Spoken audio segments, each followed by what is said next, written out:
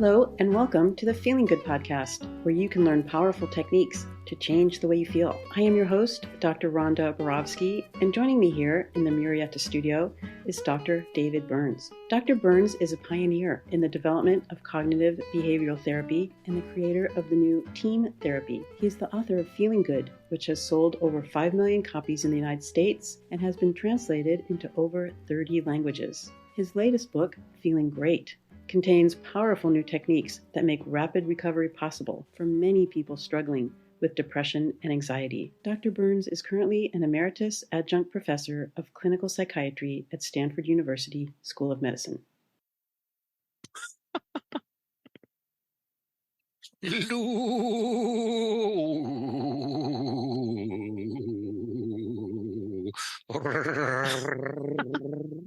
Rhonda. Hello, David. David, you should go on stage. We are. We're on stage right now. Yeah. I hope did you rehearse? No. And I want to welcome all of our listeners in the United States, Canada, Mexico, the UK, India, Pakistan, and all over around the world, and Israel. And South Carolina. Australia, Georgia, throughout this country. This is the Feeling Good podcast, and you're listening to episode 349. And today we're doing an Ask David's segment.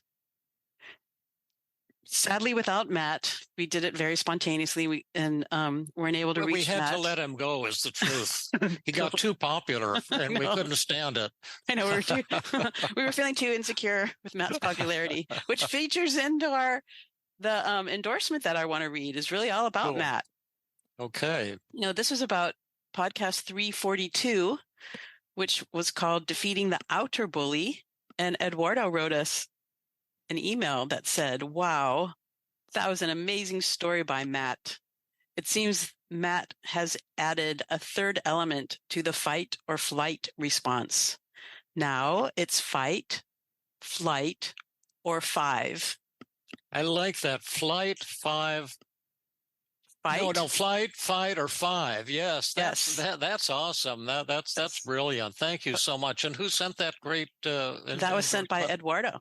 Oh, Eduardo. He's one of our great fans, and we really appreciate you, Eduardo. And we really appreciate you too, Matt. You always bring magic to all of our interactions, whether it's a podcast or you're interacting with a patient who's struggling. We just love you, Matt, and miss you today, but we'll look forward to doing another Ask segment with you soon. But we got some good questions today, 4 good ones, and then a fifth, which we'll do first, which is just a little tiny question with a quick answer. Well, a psychologist who works in Mexico has emailed you and asked, I would like to use your brief mood survey, but I mostly work with patients in Mexico. Has there been any standardization of your tests in any Spanish-speaking country? And so that's a specific question about the standardization of your tests. David, I don't know if you want to answer that. Well, you can give your answer first, and then I'll add my brief answer. So, Carlos, all of the team forms have been translated into Spanish. I don't know if you're asking about that or specifically about the standardization, but I would love to give you the emails, and this is for everyone, of the 2 leaders of Team CBT in Mexico, Victoria Chicorel and Silvina Bucci. And they can provide you with Spanish-speaking material, through after you've bought the therapist toolkit. And they can tell you what's going on in the development of Team CBT community in Mexico, including that there is going to be a incredible 4-day intensive conference in Mexico City in November. And that's going to be November 6th through the 9th. And you can get that information by going to teamcbt.mx. But in addition to that, here is Victoria Chicorel's email address, Victoria, VICTORIACHI, so Victoria Chi at yahoo.com. And Silvina Bucci, Her email address is silbucci@gmail.com. So if you email either Victoria or Silvina, they'll be able to give you a lot of information about the Team CBT community in Mexico and about any of the Team CBT forms that have been translated into Spanish. And once again, when is this bash going to be in Mexico City, this Team CBT intensive? It's going to be November 6th, 7th, 8th, and 9th. And there's going to be fun activities planned the weekend before and after. Cool. And who are some of the speakers and presenters there? Let me think. I think the keynote speaker is going to be David Burns. Oh, wow. That sounds awesome. And I think you're also going to be doing personal work with a member of the Team CBT community, the participants, one of the participants. You're going to be there to answer questions that people may have. And Matt May will be there. I'll be there. And who will I heard I'm going to have an awesome co-therapist for a live demo there in Mexico City. Who would that be? I think it's going to be me. Oh, fantastic. So you can't get rid of us, folks. So if you're down in the Mexico area, see if you can take in that 4-day conference, which will be terrific. Yeah. And then, so you gave the fact that all of my tests and tools and that I've developed have been translated into Spanish.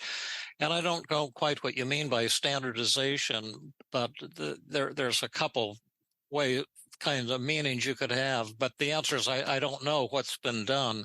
But one thing is reliability and the other is validity. That's how I tend to validate tests when I validate them in English. And the reliability and the validity of the tests is all extremely high.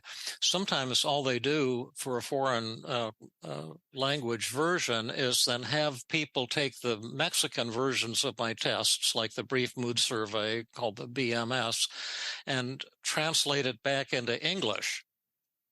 And then compare that with the original English version and see if they look similar or nearly identical, and then that's taken as a lot of people take that as a sufficient validation to use the tests in Spanish.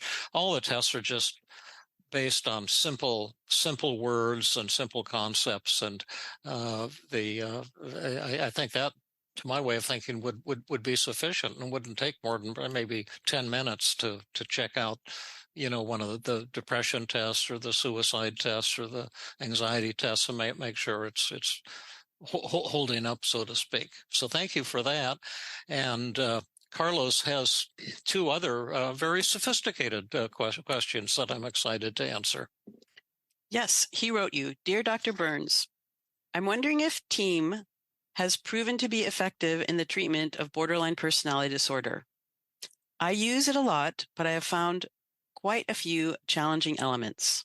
Number one, let me just answer that first one. Oh, and we'll just view this as a little sub question, but yes. And I published an article in the Journal of Consulting and Clinical Psychology, which is probably the world's top science journal for clinical research in clinical psychology.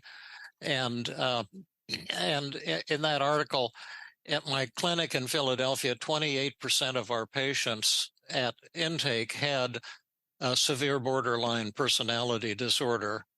That was one of the commonest diagnoses we got. And we reported that during the first 12 weeks of therapy, when controlling for initial depression severity, they improved almost as quickly as people without that diagnosis. And so I thought that was very, very encouraging. And in addition, I would say that Team CBT was developed specifically for people with borderline personality disorder, because I had so many of them in my practice and in my clinic that I had to modify the original Beckian CBT, which often fell short, to add stronger dimensions of empathy, stronger dimensions of agenda setting or dealing with resistance, and stronger techniques, stronger methods to help the patients crush their negative thoughts. So it is an excellent tool for treating that. Or virtually any type of depression, but it can be especially good with patients with borderline personality disorder. But it takes a high degree of skill in the clinician. Okay. Shall I read the specific 2 questions? Let's start with this first. Mm-hmm. People suffering borderline personality disorder usually have trouble prioritizing tasks and activities. The same happens when it comes to setting objectives because of their emotional dysregulation. They usually decide to work on one objective, and then later on, they sometimes say, well, this objective is not that important anymore. Let's do something else. For them, doing the specificity part can be really challenging because their perspective changes very quickly, and they usually go back to the former objective when they're being challenged by a similar situation. How do you get them, people who are suffering from borderline personality disorder, to prioritize objectives and not to switch from one to another so quickly? Or do you think I could be making a mistake when setting objectives? Okay, well, first let me say that I've never set any objectives with a patient, so you're not talking my language, and it might be an excellent way to think about your clinical work, but I'm not personally familiar with it. But I am familiar with the problem you describe. And when I'm working with people... Well, can I say something about setting objectives? Sure. It kind of goes back to what we were talking about with Mike Christensen in the podcast we did on the invitation. Mm-hmm. Is that when patients, whoever they are, whatever they're experiencing, come to us with multiple topics that they want, that they bring to the table, and we issue the invitation that you've brought up, problems with your mother, situation at work, depression or anxiety, which do you want to work on? Then that's one way of focusing them on what they want to work on. Exactly. Setting that invitation, and they set the agenda. Yeah, exactly. I couldn't agree more. And then the question is, what do you do with them when they try to jump each week to a new agenda, a new problem to work on? And I found a really good solution to that in my clinical practice. Well, in the first place, I don't see people an hour once a week anymore. Because that's not a good way, to my way of thinking of treating people. It's just too slow and too costly.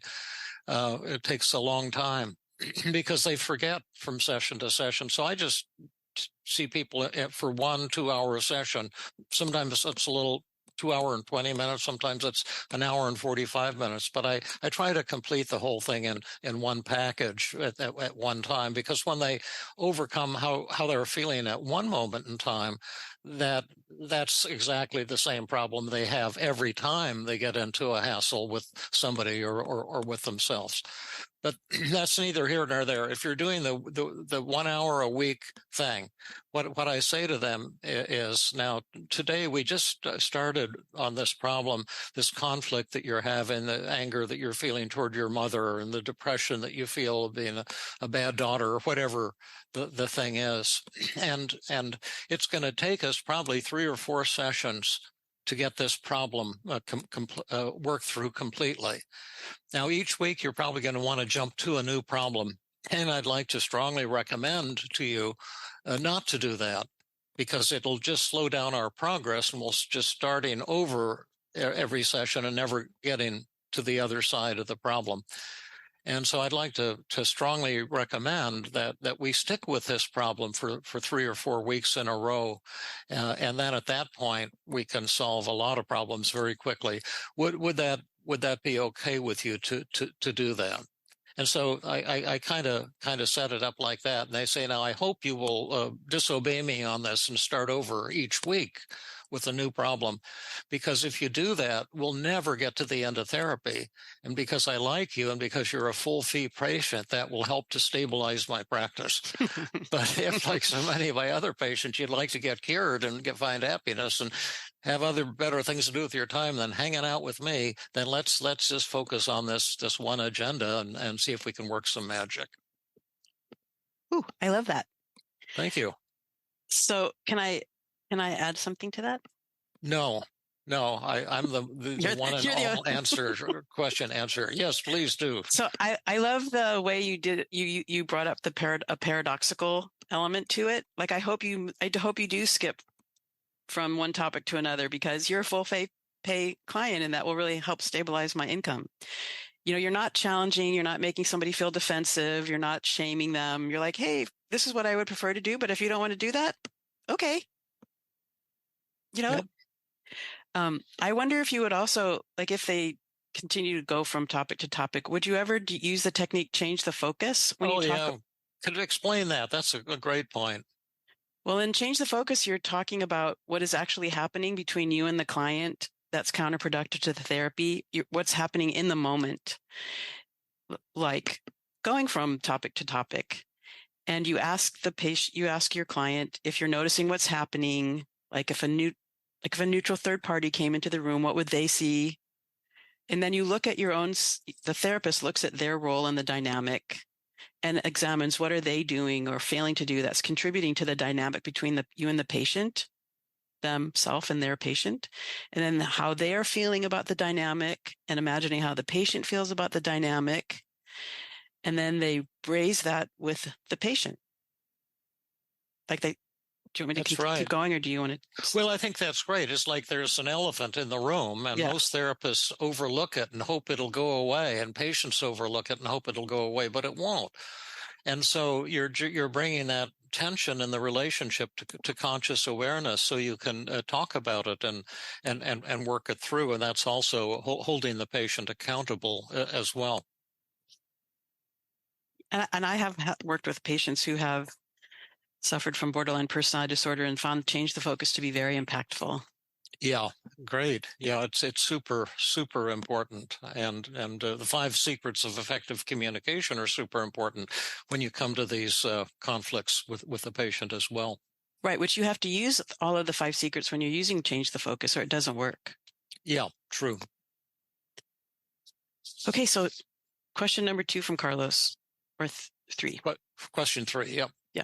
Borderline personality disorder usually comes up with a lot of material to the session. They may be facing complex post-traumatic stress disorder and also be functional at work or at school. They may want to say everything in a single session, even if we have agreed to follow one single objective. Many sessions then turn into endless talking without getting anywhere. Some patients argue they need to vent out what they feel, but as time goes by, then they complain that the therapy isn't working. How do you deal with the patient who is overwhelmed with numerous factors in a session where you have previously set an objective? Well, that's another wonderful question, Carlos, and I'm sure a lot of our listeners who are therapists can identify with it, and maybe a lot of our listeners who are in the patient role can identify with it as well. And this was another problem that I had to solve early in my practice, because I had so many people with borderline personality disorder. And that's why I wrote the memo, the concept of self-help. And I mailed that to every patient before the first session, and they had to fill it out and bring it to the first session in order to be my patient. And that memo pointed out to them that there's a lot of ways to recover from depression, and talking and having someone listen is very important, and there certainly will be provided with that. But in addition, some therapists, including all the therapists at this clinic, emphasize psychotherapy homework and learning skills to deal with the problems in your life. And if you decide to come to the clinic, and if you're accepted as my patient or patient of any of ours, you'll be expected to spend part of every session learning new skills and going over the homework you did between sessions. And this is different from many forms of therapy where you just go and talk and get the occasional feedback from your therapist. So you do need to decide if this is the kind of therapy that you're looking for.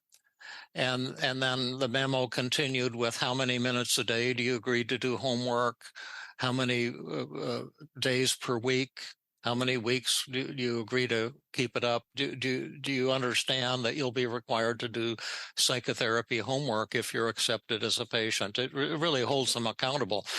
And then the memo went on for 25 good, in capital letters, good and bold, huge typeface, good reasons not in huge, bold typeface, not to do the psychotherapy homework. And then it listed the 25 best reasons that patients gave me over the years why they shouldn't have to do psychotherapy homework, because that's the whole key to the successful treatment of borderline personality disorder.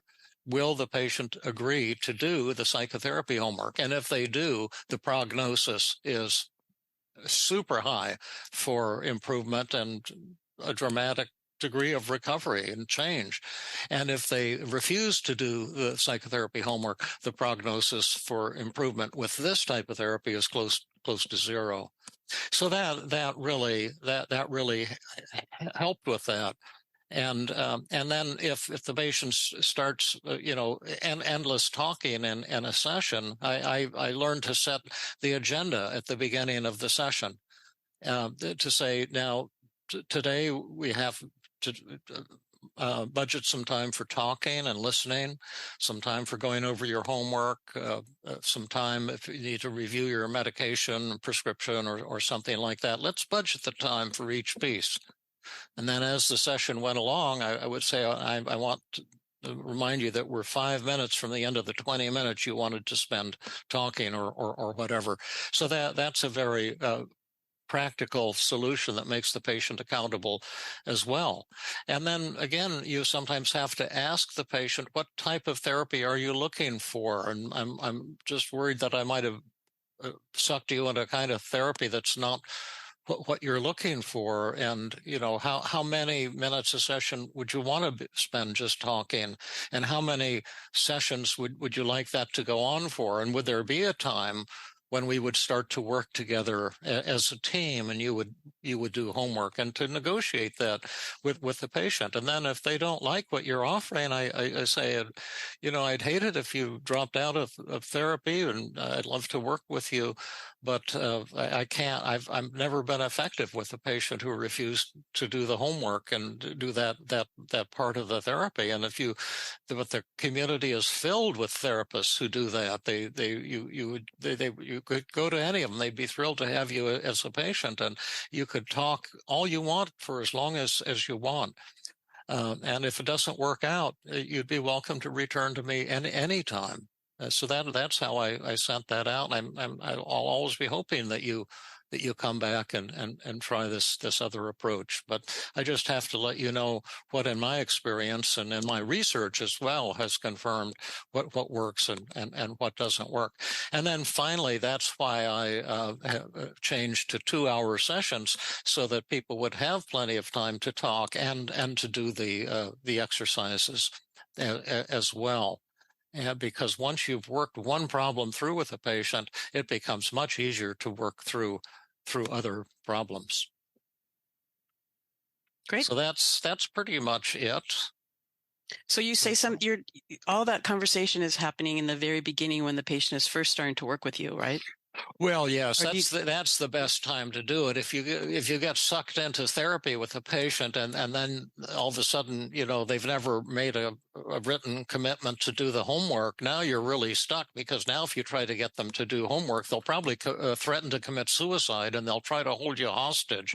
And so it took me quite a few years of clinical practice to learn how to avoid certain traps that patients inadvertently set for you as the therapist, and how to avoid getting into those very painful and anxiety-provoking conflicts with patients who are insisting on doing things their way, and you're trying to persuade them to work in some other way.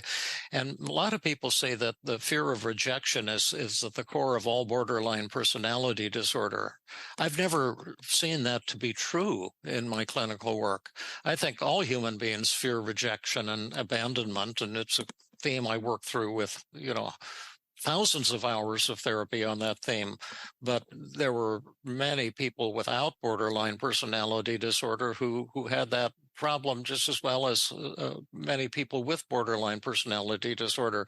But the thing that was really unique to borderline personality disorder was not wanting to be accountable, not wanting to collaborate, not wanting teamwork, not wanting to do their part to work with another human being towards the goal of their recovery and improvement. And so I put a lot of emphasis on finding solutions to that. And I'm very proud of what I came up with. And I found it made a massive transformation in the effectiveness of my clinical work, as well as my satisfaction with my clinical work. How did it affect your satisfaction? Well, because I no longer got into these conflicts with patients that I had accepted in the early days, not holding them accountable for homework and just thinking if I try hard enough, they'll do homework. And, but that never happened. The decision was to negotiate it at the initial evaluation before they were really my patient. I said, the first session or two, I'm going to be evaluating you, and I'll tell you what my evaluation is and find out if I have the skills to help you, and you can find out if I'm the kind of guy you want to work with. And then if we both agree, then at the end of the second session, we'll have a doctor-patient relationship. But at the beginning, we're just going to try to figure out if we should be working together. And that's when I negotiated all of these things that were the key to successful therapy. And that made life so much sweeter for me, because the people said, I don't like the kind of thing you're offering. I say, God bless you. I'm glad we figured that out ahead of time. And if you don't want to work with me, that's great. I'd be glad to share my evaluation with any therapist that you link up with, if you want me to do that. And if you ever want to come back, I'll be so happy to have you return anytime. And that's the way I handled it. I never rejected a patient, but I forced them to reject me. Okay, I want to just press you on this one more question. Yeah, you can. So let's say you are a newer team therapist and you started working with somebody, and so you didn't do all that pre-work in the very beginning, or maybe it's a patient you've been working with for a while. Have fun in hell, baby.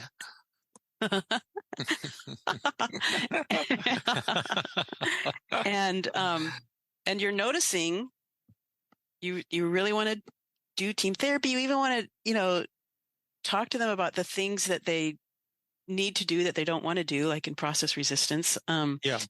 And the sessions are turning into endless talking, and you might be feeling frustrated because you want to talk to them. You want to introduce the daily mood log, or you want to jump into work, but they're doing these endless sessions of talking about their feelings.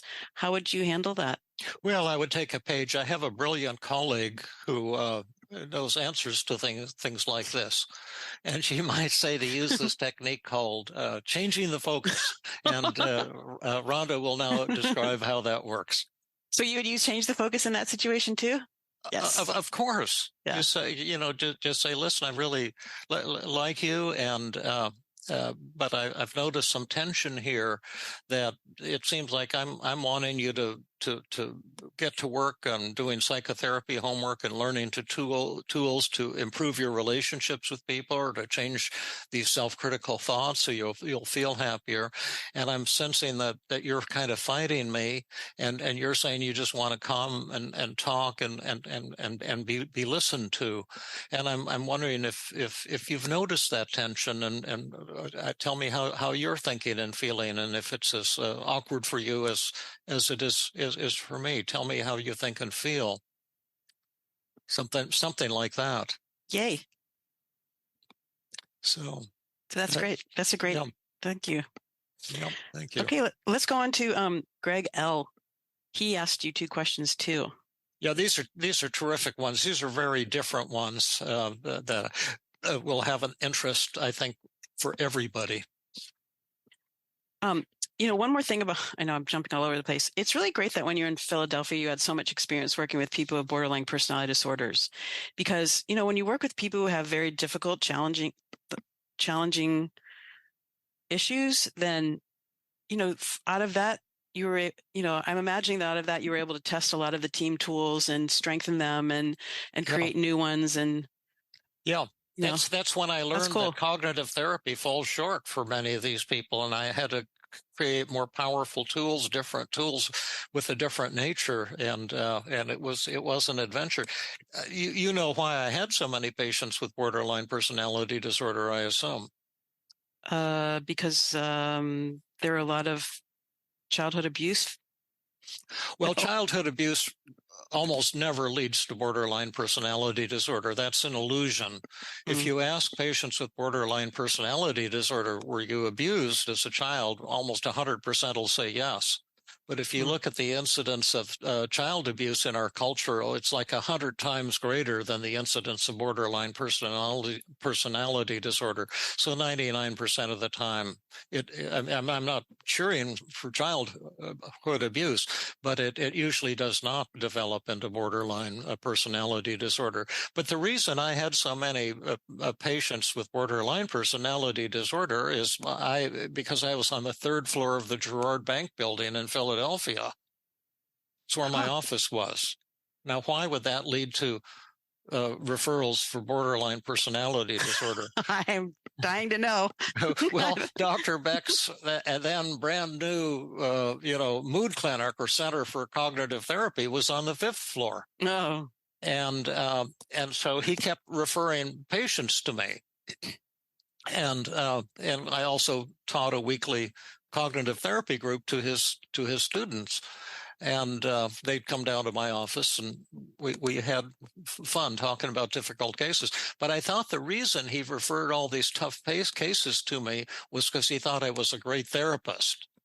So I was kind of flattered and excited that I had so many, actively suicidal, oppositional, angry individuals who were suffering, and it was a challenge to help them, and it was a great learning thing. But then I later discovered that the reason they sent them to me is because they didn't want them in his center. Oh. Send this to David. Send this person to David.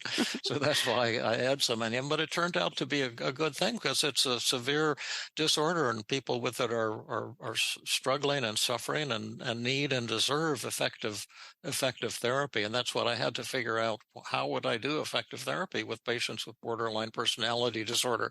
But on to Greg's 2 fantastic questions. Okay, on to Greg.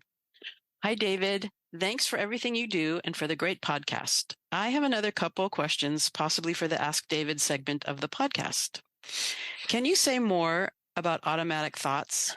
Cognitive behavioral therapy is based on the idea that we are thinking things that produce feelings. But with an automatic thought, it just pops up and there it is. It's not like actively, intentionally thinking it. Other schools of thought, for example, somatic experiencing, posit that feelings from the nervous system occur first, and that the thoughts are actually the product of that, which seems to run counter to the CBT view. This has been a little challenging and confusing for me. Yeah. Well, I'm so glad that you brought that up, because a lot of people don't understand it, but I actually have some proof of the answer based on a mathematical model I did a week ago over the weekend to really test what comes first, the feelings or the thoughts. But let me first talk about Beck's great term, automatic thoughts. I loved that term, but I didn't use it later on because it was it's too big of words for the patients I saw. Like our group that I treated in Philadelphia was in an inner city neighborhood, and a lot of our people couldn't read or write, didn't have much education. Things like automatic thoughts was just too abstract of a concept. So I just went with the humble negative thoughts. But they are automatic, and they pop into your mind, and they can be devastating. It lead to suicide even, or homicide too. negative thoughts directed at other people. But cognitive therapy isn't even about thoughts. It's about perceptions. Perceptions create emotions. And sometimes our perceptions are in the form of thoughts, but not always. Sometimes you might have a picture in your mind that like if you, I saw on TV a fellow walking on this narrow path with 1,000-foot drop-offs on either side, and I have a little bit of fear of heights that's returned in my old age, something I had when I was young and got completely over, and now it's back. And he was walking up the spine toward the top of this volcano, and I could barely stand to look at it because it made me so incredibly anxious, and I wanted to change the channel, but I forced myself to look at it. But that was a perception of great danger. And so there's a lot of kinds of perceptions that we can have. Animals have perceptions too. They don't think in English because they don't know how to speak English, but they have perceptions of someone loving them, or perceptions that somebody is threatening them and that they're in danger. Now, in our app, we work on changing people's self-critical thoughts, and we measure changes in their thoughts and feelings every few minutes, to be honest. And so I was able to develop a mathematical model where you can actually measure the circular causality. What is the causal effect of these negative thoughts on negative feelings, like the feeling I'm worthless? Is that caused by the self-critical thought, I'm not smart enough, I'm not as talented as other people? Or does it go in the opposite direction? Maybe the negative feeling, as this person is claiming, create negative thoughts? And so I measured the causal effects in both directions. And this is considered the most difficult area of statistical analysis or statistical modeling. But I developed a great model. They're called non-recursive models, and most statisticians won't attempt them because it's considered too difficult, too hard to grasp. But they're actually not that hard once you kind of get the gist of it. But the analysis showed a powerful causal effect of negative thoughts on negative feelings. And the causal effect in the opposite direction was zero. And when you think about it, a negative thoughts, we can have hundreds of thousands of negative thoughts. You know what I mean, Rhonda? Everyone has their own way of thinking. Absolutely. And our thoughts are constantly changing. But how can some combination of, there's only about 8 or 9 negative emotions. You've got sadness and anxiety and anger. How are some combination of those going to create a thought like I'm not pretty enough, or I'm not smart enough to be worthwhile? It's just a nonsensical concept to my way of thinking. But you have to experience this to really grasp it, I think. And that's why I do personal work with therapists, among other reasons, because the therapists are no different from anyone else. And we have negative thoughts and negative feelings. And when you suddenly experience the transformation, crushing the negative thought that's been bugging you, in that instant, your feelings change, and then you see the truth in this model. That's why that jumping jacks video of mine is so powerful, because here's this a woman in a panic attack thinking she's on the verge of death because she can't breathe deeply enough. And I had her do jumping jacks to test her belief that she was on the verge of death. And she was begging me to stop. You've seen it, Rhonda, and she was sobbing uncontrollably. And then 2.5 minutes into doing these jumping jacks, she kept telling me, Dr. Burns, I'm about to die. I know I can't keep this up. I'm sorry, I have to give some candy to my cat here, who's holding me hostage. Here, sweetie pie. Here you are, sweetie. Here, kitty. Here, kitty. Here she is. Here's some candy for you. She's so wonderful. I give her candy, and then she she comes back for more. But at any rate, 2.5, 3 minutes, she said, I wonder if I could be doing these jumping jacks if I was about to have a heart attack. And I said, is this what you see in the emergency rooms of hospitals? People with massive heart attacks standing next to their gurneys doing jumping jacks. And she burst into laughter. She doubled over with laughter. In that instant, you could see her tears and terror transformed in a matter of seconds into uncontrollable laughter, because she suddenly saw that what she'd been telling herself for 10 years was pure BS. It just was not true. That's the type of thing. So that's my answer to that.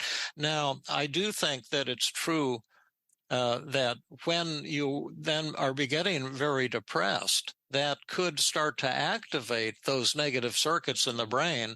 And then you get more negative thoughts because you say, gosh, I feel worthless. I must really be worthless. Or I feel like, in her case, like I can't breathe deeply enough. I must be on the verge of death. And so when you get really anxious or angry, your mind does get flooded with more negative thoughts. But that's just the emotions activating those negative circuits. And it's the basic causality is that the cognitions or perceptions create your feelings. And our friend Mark Noble gave a very world famous neuroscientist and the father of stem cell genetics. And he pointed out what he calls brainology. And I have to give some more candy to my cat here. There we go, sweetheart. I love her. I love cats. Yeah.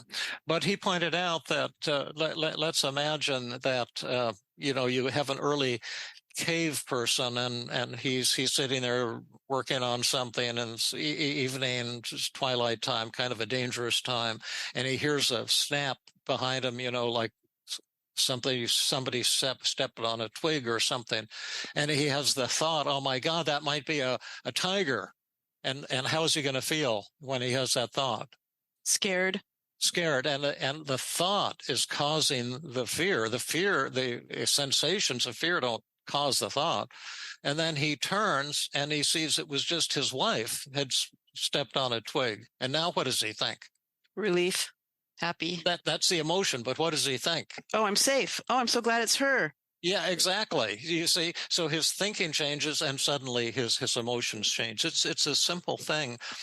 Now, the only thing that bothers me about it is the intensity. Our field is not yet scientific. Our field consists of cults.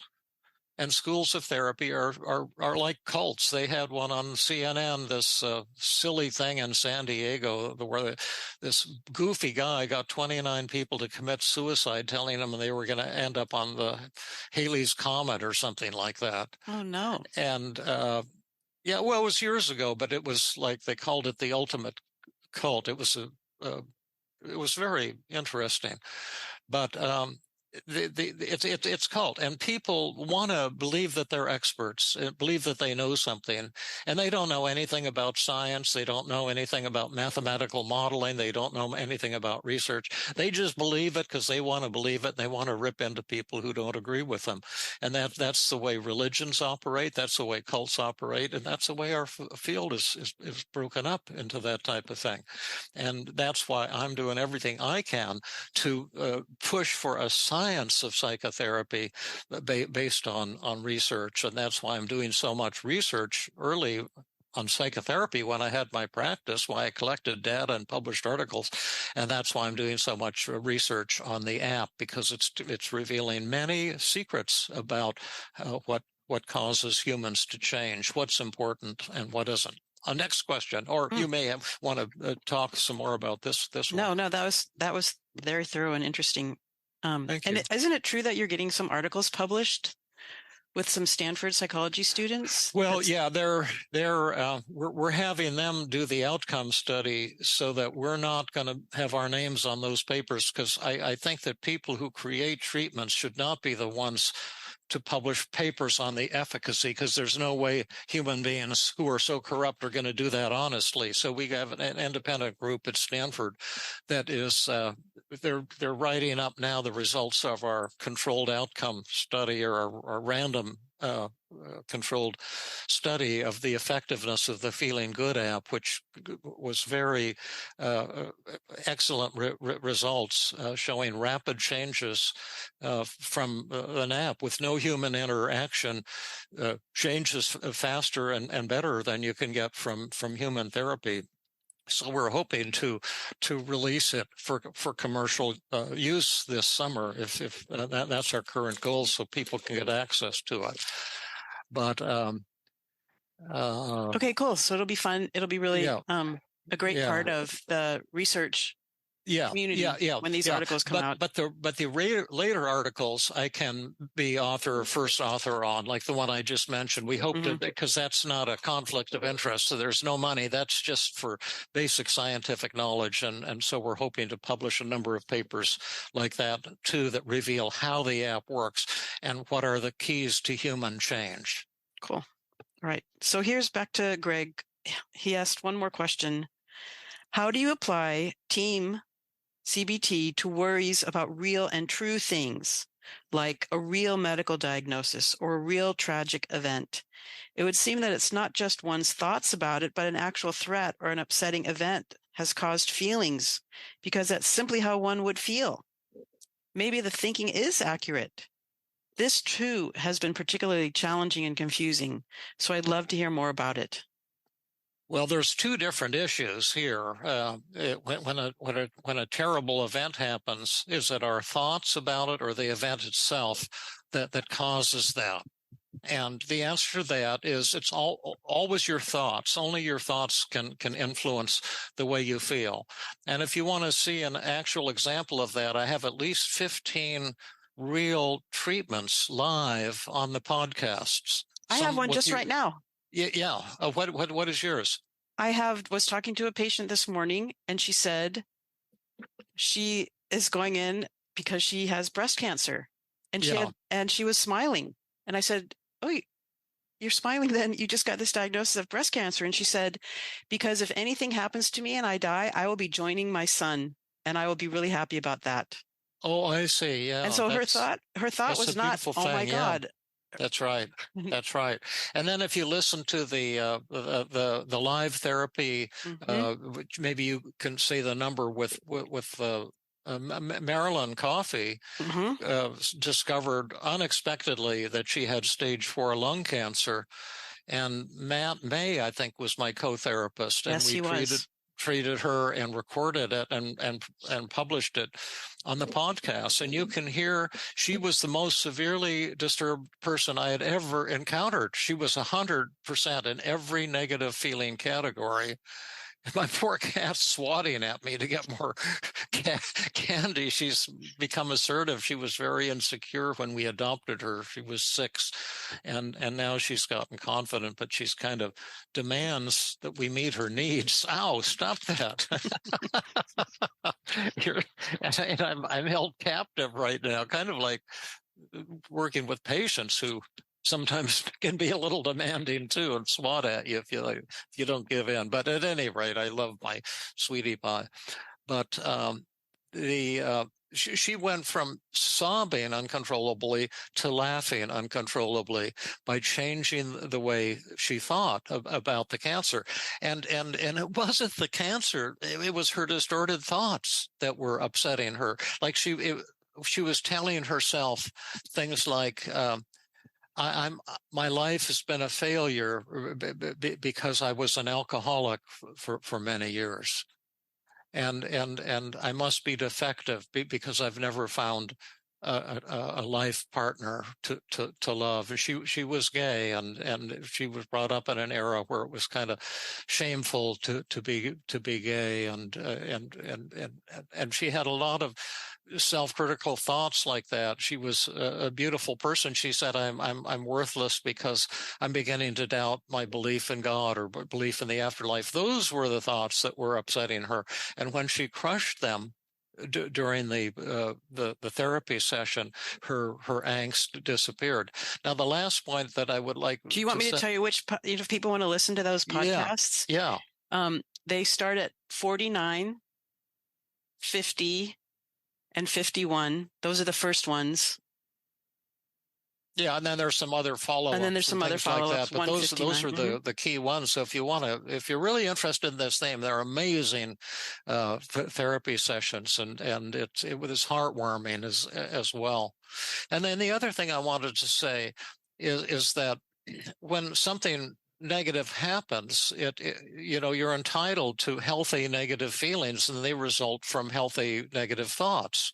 So from valid negative thoughts.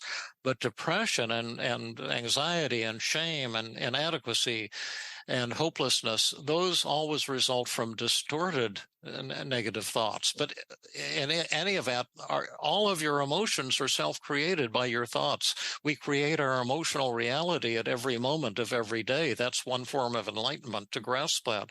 We also create our interpersonal reality at every moment of every day. Others treat us in the way we kind of force them to treat us, but we don't realize that, and we think we're victims. And grasping that and see how we're creating the very problems in our relationships that we're complaining about is a second form of enlightenment. And enlightenment is not easy to achieve, but once you've achieved it, you're seeing something that is life transforming. Mm-hmm. And I just want to say too that the podcasts with Marilyn are absolutely brilliant. The work that you and Matt did with her, and they really illustrate this, because she came in absolutely convinced that her life was over and that she had lived an unfulfilled life, and she was petrified of dying and petrified of this diagnosis.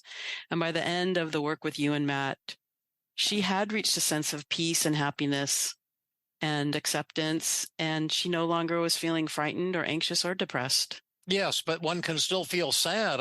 I'm sad I have this diagnosis, and I'm going to have to cherish every day, and with my dog, and with my meditation retreats that I go to, and things like that. But you're not going to have to struggle with the feelings of worthlessness, and I've just seen that over and over in my career. So anyway, Greg, I love those questions, because although I've been answering them for years, I just was glad you brought them up again, because I'm sure a lot of our listeners fall into doubt, or they're unsure about those things. And I hope today's podcast has clarified things for people a little bit. Me too. That was great. So shall we say bye then? Well, okay. Can I say it first? Okay. Bye then. Bye. What should I buy? No, I'm BYE. short on money. Oh, BYE. Oh, BYE. goodbye. Oh, goodbye, everyone. Until next week. And Rhonda, let me just say, it's such a joy to interact with you 100% of the time. You give so much to everyone that you interact with. Maybe you've even given something to somebody who's hassled you, set limits, and contributed in a strange way too. But that's a topic for another day. But you travel all over the world to team conferences, bringing cheer and encouraging people. You've meant so much to me too, and what I'm trying to achieve. I just want to give you a big virtual hug and thank you. Oh my gosh, David, I'm blushing. Thank you so much. It's completely my pleasure and my honor to be here with you. Okay. Okay, see you till next time. Goodbye, everybody. Thanks for listening, and keep the letters coming, and things that you like and don't like, and questions that you have, because we love connecting with you. This has been another episode of the Feeling Good podcast. For more information, visit Dr. Burns' website at feelinggood.com, where you will find the show notes under the podcast page. You will also find archives of previous episodes and many resources for therapists and non-therapists. We welcome your comments and questions. If you want to support the show, please share the podcast with people who might benefit from it. You could also go to iTunes and leave a 5-star rating. I am your host, Rhonda Borowski, the director of the Feeling Great Therapy Center. We hope you enjoyed this episode. I invite you to join us next time for another episode of the Feeling Good Podcast.